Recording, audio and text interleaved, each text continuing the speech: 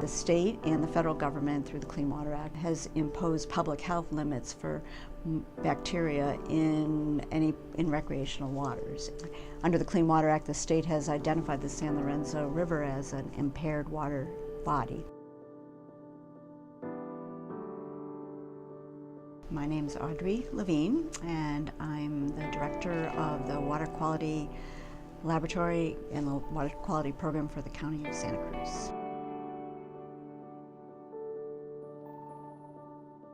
In a watershed, all the water flows into a basin, and so it's exposed to runoff from the roads, from encampments along the river. When you get a big storm, you get all of the stuff that's been sitting for 6 months is going to wash into the watershed. Those drains that you see on the sidewalk all say no dumping drains to bay or only rain down the drain. Those are true.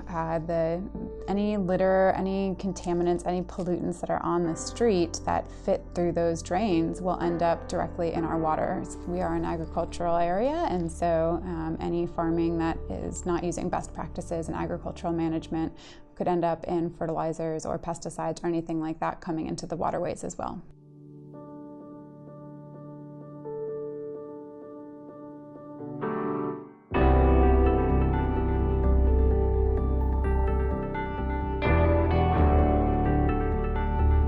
Another thing is septic tanks. So on private lands, there are septic tanks. Septic tanks are things people don't like to look into, so to speak, and so when they overflow, nutrients and organics can make their way into the river. Limits are based on what we call indicator bacteria. We measure bacteria that reflect the potential to be coming from waste material, from fecal material. So we measure enterococci and coliforms, and when those are above a certain limit, then we're supposed to post health advisories.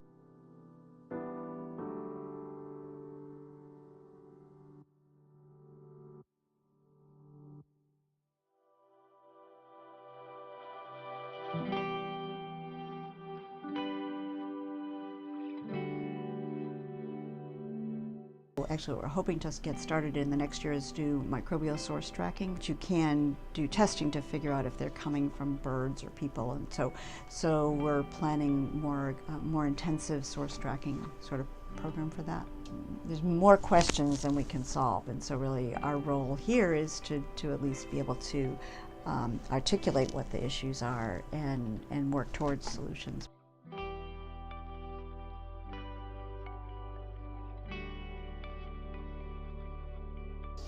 I think this is a big issue, and again, I think that people can vote with their dollars and choose things that are more environmentally friendly, and then also just talk to each other. Dispose of things properly, try to make sure dogs aren't, dog waste, pet waste is picked up, try to minimize the flow of contaminants into the watershed. So it's about an awareness more than anything.